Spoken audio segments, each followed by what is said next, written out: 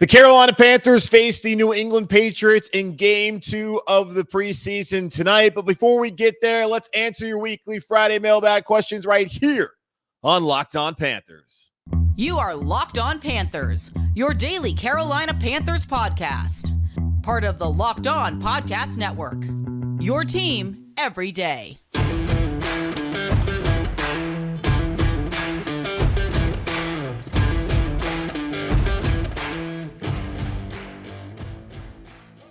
Welcome into another edition of the Locked On Panthers podcast, a part of the Locked On Podcast Network. I'm your host, as always, Julian Council, talking Carolina Panthers with you every Monday, Tuesday, Wednesday, Thursday, and Friday. Your team every day. That's our motto here at the Locked On Podcast Network. Make sure to watch the show and subscribe to our show over on the Locked On Panthers YouTube channel. You can also check us out wherever you get your podcasts, whether it be Apple Podcasts, Spotify, or all the other podcasting platforms out there. Just be sure to rate, review, and subscribe to Locked On Panthers so you don't miss a single episode of the show. And be sure to follow me on Twitter at Julian Council. Why would you do that, you ask? Because every Friday, like today, I answer your weekly Friday mailbag questions right here on the show, either at me or DM me at Julian Council to participate in next week's edition of the Weekly Friday Mailbag here on Locked On Panthers. Today's episode of Locked On Panthers is brought to you by Elias. Their app lets you access team and player stats,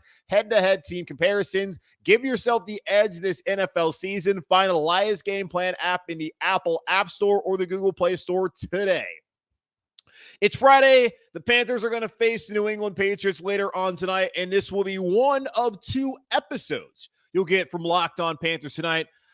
As I told you, during the regular season, my plan is to go live on our YouTube channel. That's why you should subscribe to it, and it's also why you should subscribe to the podcast, just in case you don't get to check out our live broadcast. But I'm not going to do that through the preseason. Friday night, folks, the Panthers are only going to play their starters for maybe a series, possibly two. It's primarily going to be the 2s and 3s. If you have plans, go out and do something. Don't sit there and watch the game. Don't be a sicko. That's why I'm here, to provide you with everything you need to know about the game and what happened.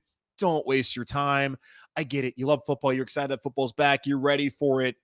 You ain't need to watch preseason. Come on. Like, if I didn't have to watch preseason, trust me, I would not be watching the preseason. But make sure to check into the episode later on tonight, or really Saturday, Sunday, or Monday, because it's going to be Monday's episode of Locked On Panthers.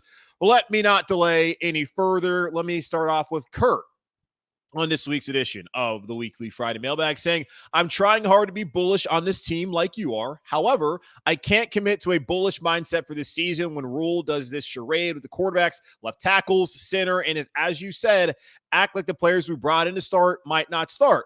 Do you feel Rhule is the only thing holding us back from a successful year this year, or are you bullish on the team regardless, and what he says/does with the roster is irrelevant? What is irrelevant, though, to me is what Matt Rhule says. I have said this numerous times on this podcast. Matt Rhule sucks at PR. The Panthers PR staff is not very good anyways, but Matt Rhule especially ain't great at it. And he does not need to be saying some of the things that he says. Like, when we know, okay, Matt, enough with that. Just get it over with already. Joe Person from The Athletic, him and his colleague Jeff Howe reported on Wednesday evening, that the Carolina Panthers, whenever they announce it, are going to announce that Baker Mayfield is the starting quarterback. We've known that since July 6th, that was going to be the case. That's when they should have done it. And they basically did announce that they didn't believe in Sam Darnold anymore. So what he says is irrelevant to me. Really, what a lot of people in my life say does not really matter. Yeah, I mean, people say that they love you, but they have to show it. They love you if they go out and cheat on you. Do they really love you? If they love you and they stab you in the back, do they really love you? No. Like, you can say whatever you want, but what you do, actions speak louder than words. If Matt Rhule is saying about with Icky, oh yeah, he's got a long way to go, but then he has him now after one preseason game as starting left tackle. You hate that we had to do this to get to the point where we're at, but at least we got to the point. And with center, Bradley Bozeman's injured right now, so Pat Elflein will hold that job, and his play will dictate the fact that Bradley Bozeman later on will be the starting center.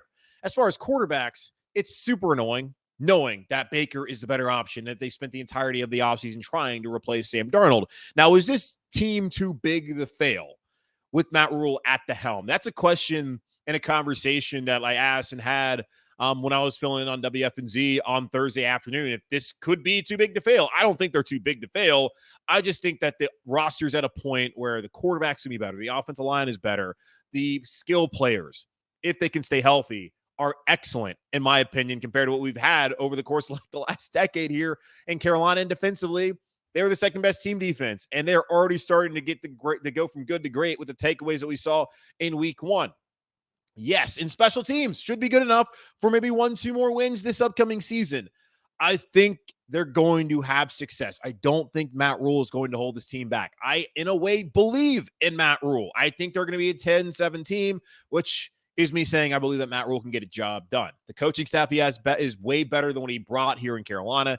In a way, he couldn't bring the guys that he wanted with contracts and things like that. But now I think they're in a position to have success.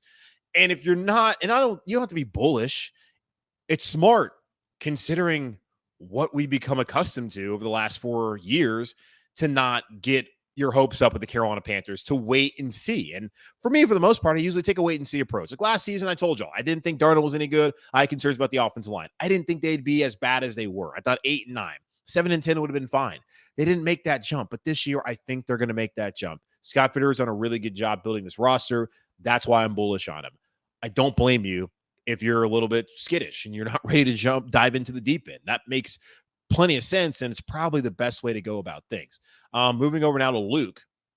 Hey, Julian, question for the mailbag. Is it cynical of me to think that Matt Rhule, who surely knows that Baker is QB1, is keeping this competition going simply because he wants a reason to give Sam the job, as he was the guy he hitched his wagon to last season? Can't fathom how we're still doing this when Baker is clearly the guy and Sam is still Sam. Keep up the great work, bro. Keep pounding to you, Luke, and thank you.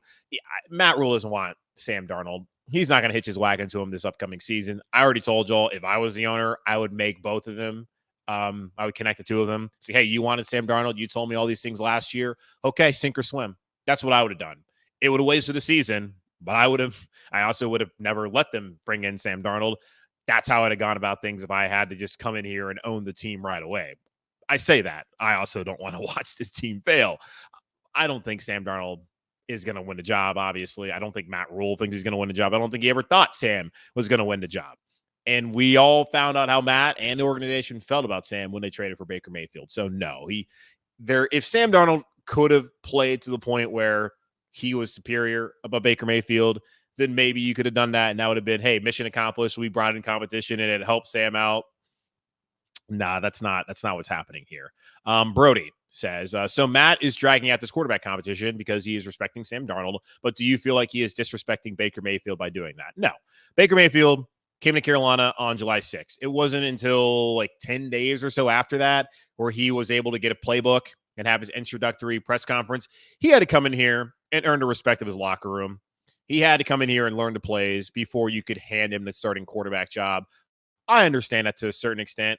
Once you get to a point, though, where it's very clear that he is the best option for you, which we really knew the day he was drafted here, I'm totally fine in a way with the approach of, all right, we're going to have a competition just to call it a competition. But after last week, there is no reason to continue this. And Steve Smith was saying, put a fork in him if Baker goes down there and leads him to a touchdown. After that game, they could have been done. They could have given Baker all the first team reps this week. My hope is after this week, they just go ahead and say, yeah, it's over with. Can't disrespect Baker. He hasn't been here. He has to earn it. I kind of understand that, while also it's super annoying. So I don't think it really is a disrespect thing. One final thing on the quarterbacks. This comes from Mike. It's more of a thought, and it has to do with Matt Corral. He says, man, I try to stay positive, but from a 30,000 feet view, when you look at other teams and how they're playing their rookies, I am just not seeing how this Matt Rhule tenure can go forward. He is just in over his head clearly. The way he has mishandled the quarterback situation with Corral is unforgivable. I mean, damn, Miami started a rookie drafted in the 7th round, and he played the entire game. I am sure you saw Willis and Ritter, and obviously how on God's green earth is Corral, who we obviously traded for and said he was a first-round grade, so far behind. I just don't think Rhule is going to be the coach moving forward, and we have squandered 3 years of this franchise. Playing PJ that much yesterday was damn near criminal and a slap in the face of the fans. Yeah, I mean, I had people tweeting at me saying that Matt Rhule was doing right by PJ by giving him an audition. The NFL teams have seen PJ Walker. They saw him last year against Arizona. They saw him the year prior to that against Detroit. They know who PJ Walker is. We know who PJ Walker is. I don't think a preseason game against the Washington Commanders second team is going to give you some great insight on PJ Walker as a backup quarterback. He was the same guy who's always been on Saturday afternoon. Only thing he didn't do was turn the ball over, probably because he wasn't playing against the Commanders once. The real thing that's an issue is Matt Corral's not getting a ton of reps right now. It sounds like he's going to play a lot on Friday, which is good. How much, we'll see. He's not going to get the Trey Lance treatment, where last season in San Francisco, while Jimmy was a starter, Trey Lance was getting a ton of backup reps. He also started a game when Jimmy Garoppolo was injured, and it went terribly, but at least he started, and that was a starting point. Matt Corral's not going to get that opportunity, I hope, this season, because he clearly is not ready. And the Panthers have not put him in a position to be ready just yet.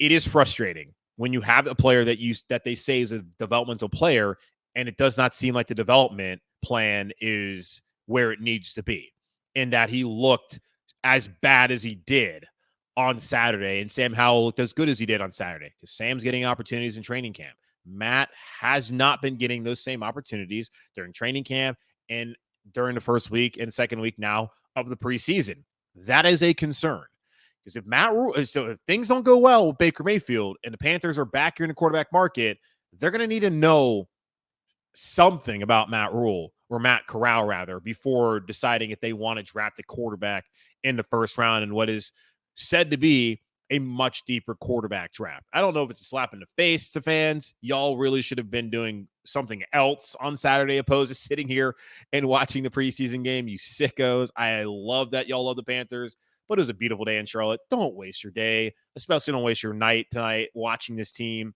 Go out, do something else, catch up on the highlights, listen to Locked On Panthers. I'll help you out. But they need to do a better job as it pertains to Matt Corral and his development, because right now, this is not a good plan. All right, going to take a quick pause here on the show, then come back and answer more of your weekly Friday mailbag questions right here on Locked On Panthers. Hindsight is 20/20, and you can't change the past, but what if you could get a little help from your future self? Maybe you asked to borrow a little cash. Now you can with Dave. Dave is the banking app that can help you get up to $500 instantly with extra cash. That's more money to fill your tank, buy a wedding gift, or catch up on bills. You can finally tackle those expenses that have been stressing you out without any hangups.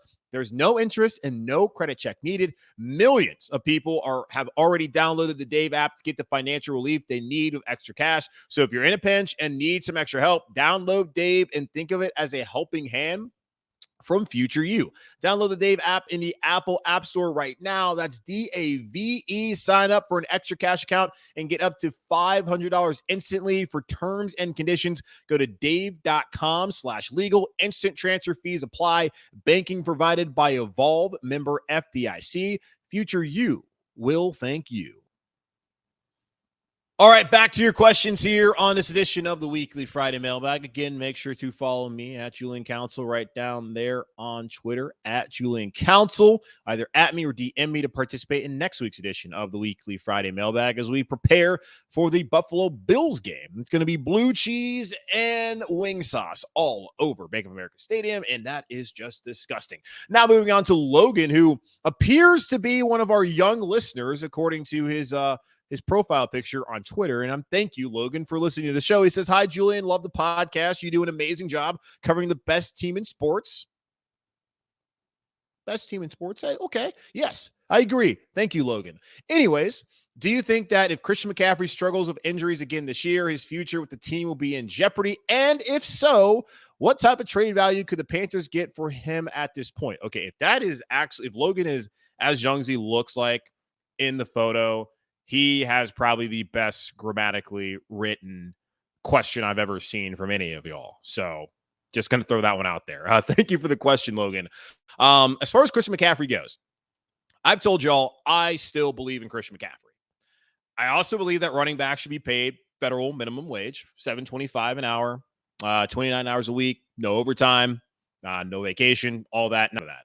You can find someone to tote the rock. We found it in 2020. Last year when he was out, not so much with Chuba Hubbard. The hope is this season, if he does go down, Please, God, don't let that happen, though. That Chuba and Deonta Foreman. I still really don't know how to pronounce his name. I got to figure that out, especially when we do this podcast. Well, I'm already doing it, but whatever. If that happens, those two guys can step up. And Foreman looked really good last season, filling in for Derrick Henry. And Chuba has his moments. Not great catching the ball out of the backfield. Hopefully that's going to improve. But you can find running backs. And there's been too many examples of guys who've gotten paid and gotten injured. And unfortunately, that's Christian McCaffrey. I still think, though, when Christian McCaffrey's healthy, that he is the best running back in the National Football League. Derrick Henry can't split out wide do what Christian McCaffrey does. Derrick Henry, as great as he is, hasn't had 1,000 season. That's just not the kind of back he is. Dalvin Cook, really good at the backfield, receiving the ball. He's not Christian. I might sound biased. It is a Panthers podcast, so I guess I'm allowed to be that. Maybe there's people out there who are watching and be like, oh, you're an idiot. Thanks. Don't care. Love Christian. Hope it works out. But if he does get injured for a third season after missing all but 10 games the last 2 years, you're going to have to think about whether it's worth keeping around. Now, pre-June 1st, there is an out in his contract. Pre-June 1st, the Panthers can cut him, but they're going to only save like $1 million, and that's $18 million dead cap for that 2023 season. That is a non-starter. What they could do, though, is designate him as a post-June 1st release, or if there is a trade market, I still think he can have a market. It won't be what the Panthers want it to be, but there will be a team out there that will be willing to bet that Christian McCaffrey will get lucky with them and stay healthy, and he can help them win football games. There's a team out there that can do that. What his market would be if he gets hurt for a third season, it's going to be a late round pick. And Christian McCaffrey, the healthy player, is not worth whatever a team is going to be asking for if that is a scenario. But the Panthers wanted to get rid of him and just release him or trade him. The dead cap hit for next season will be $7.5 million, while the dead cap hit for the next year, as you split it in half, would be $10.8 million. So they can split it up. Is it the best scenario, best case thing? It gives them cap relief also with $12 million a year from now. And looking at the contract potentially for Baker Mayfield if he works out, for Brian Burns going to need a new deal, Jeremy Chin's going to need a new deal, depending on what else they want to do with some of these other guys that are going to be entering free agency. That would be helpful, particularly when you shouldn't be paying running backs that much money anyways. So that's what they could do. I don't know. I can't say I'm confident because clearly I'm not as I just pause.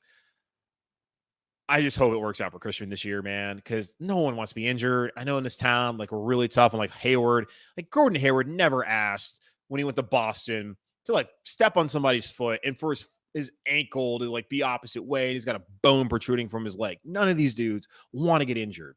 It's bad luck, man. He had a lot of good injury luck early on in his career. And Marshall Faulk, he spoke to him this offseason. Hopefully, whatever tips that Marshall gave CMC will help. And hopefully the football gods also just give this guy a break, man. All right, moving on to Cole now.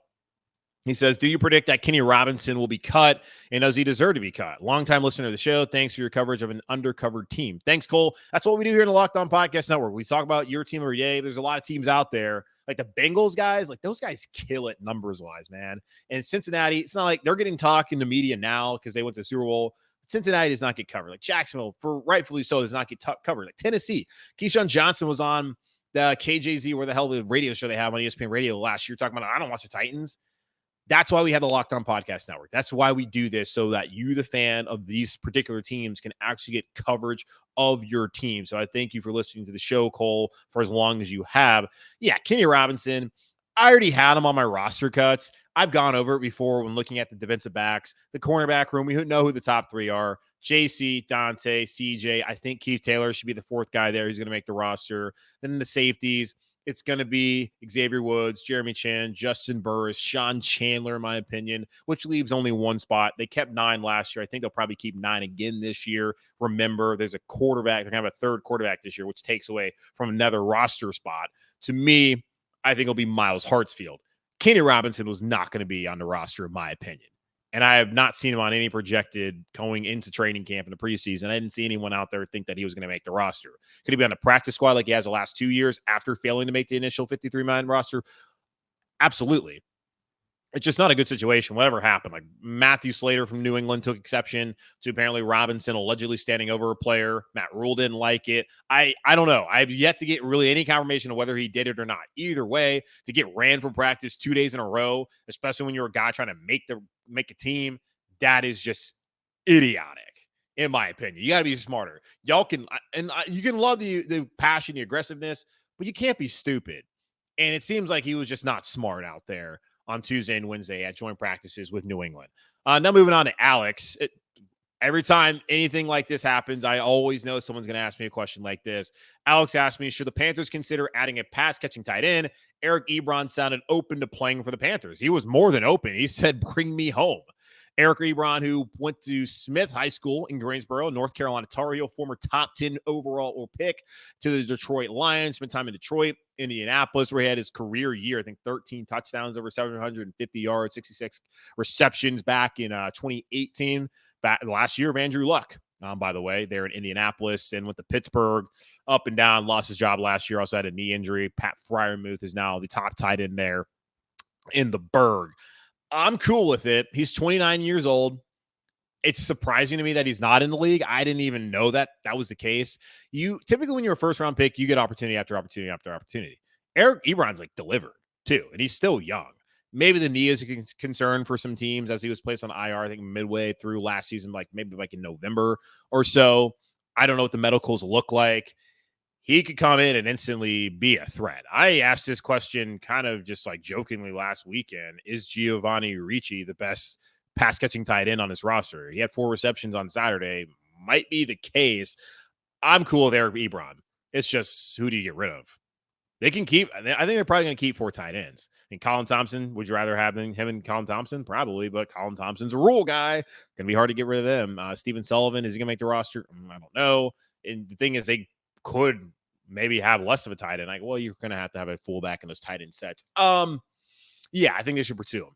If they want to, if Ebron's interested in coming here, his agent should hit up Carolina, and the Carolina Panthers should get him in, of course, immediately, as it's going to be pretty tough to make the team. They have cap space. We'll see.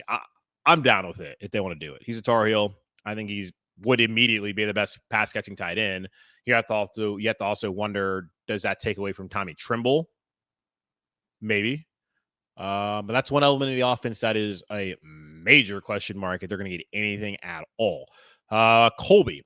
Hey, Julian, so far the way it's going, do you think Rashard Higgins will be wide receiver 3 over Terrace Marshall and others? He looks good. Love the content. Great job. Thanks, man.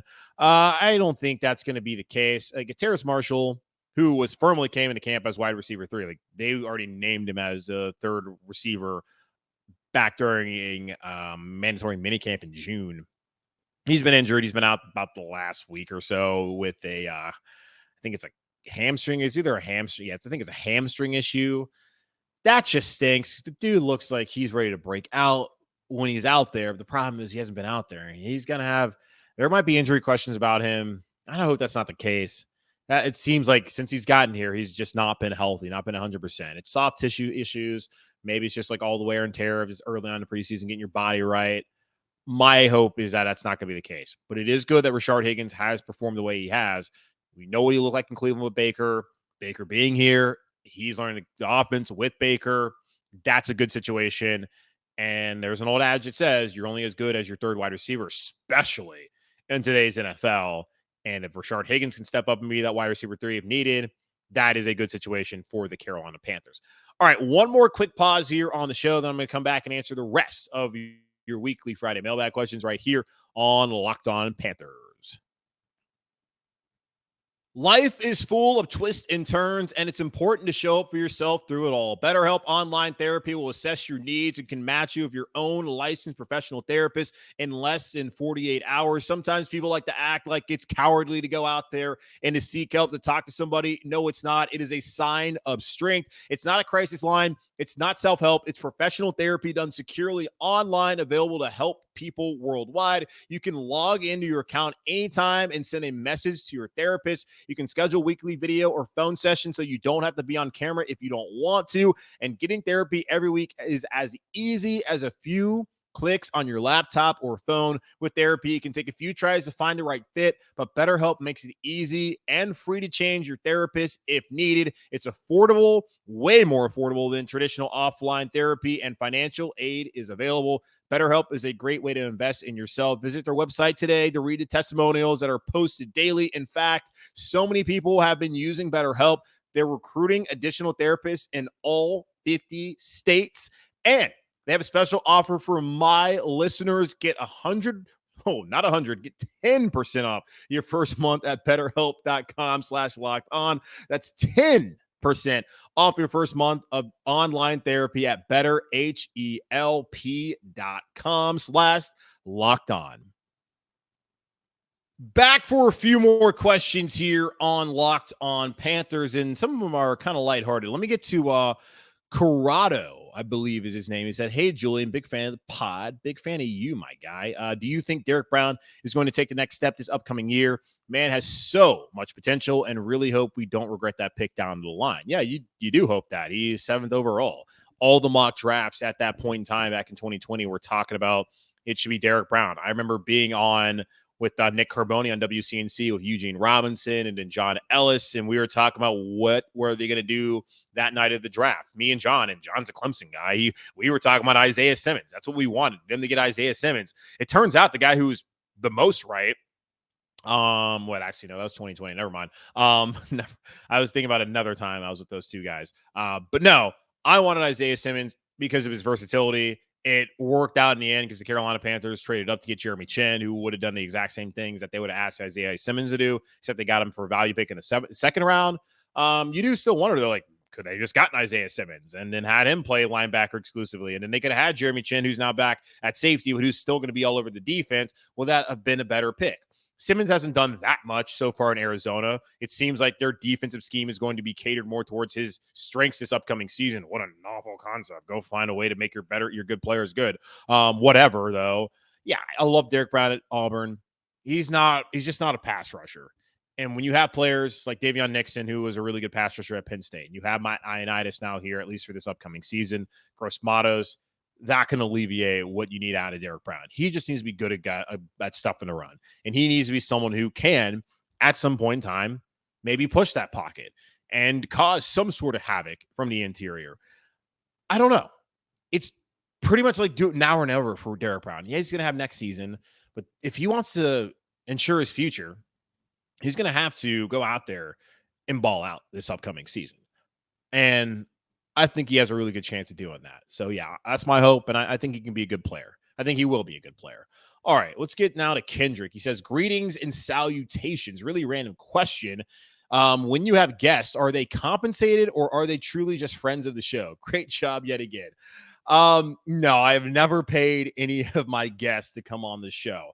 I actually do have a relationship with these people outside of the podcast. Like when I've had Josh Klein on, like we haven't spent like a lot of time together, but like we are always friendly and talk to each other when we see each other out in public. I remember like after the Hornets first game last year, because he does stuff with the Crown Club, we were doing pickleback shots and getting wasted like on a Wednesday night. Like, so yeah, like I hang out with these people. Darren Gant, who we've had on the show. I live 2 streets over from Darren. I'm walking distance from him. I went over and walked to his house a couple weeks ago before he went down to Spartanburg to do training camp. Like I have a relationship with him. Joe Person, I run into him from time to time. Or last time I saw Joe in person was at the North Carolina, South Carolina baseball game that they had up in uptown Charlotte. And then there's one night where I ran into him at the Thirsty Beaver in Plaza Midwood, and I got to talk to him and his lovely wife. So no, I have actual relationships with these people. I've never paid anybody to be up here. That's not, people just do it out of the goodness of their hearts. I've never gone on a podcast and asked to be compensated for it. It's just one of those things where like, yeah, I just gained these relationships and people are nice enough to come on the show. And like, they actually are friends of the pod. So I thank everyone who's ever come on the show. Now there's been some people who I've gotten an email, like when we had Tony Pauline, like that was someone emailing like, "Hey, would you like Tony Pauline on from the combine?" It's like, yeah, sure. Why not? But typically like when I have people on, it's just like folks I actually know. Cause I living here in Charlotte, having covered the team locally back when I was at FNZ full time, like that's how I got to cultivate these relationships. And I appreciate everyone who's ever come on the show. So thank you for asking that question. I got Eric. He said, "I enjoy listening and breathing on everything Panthers. whom I was a fan of before, and I am proud to be back on the bandwagon.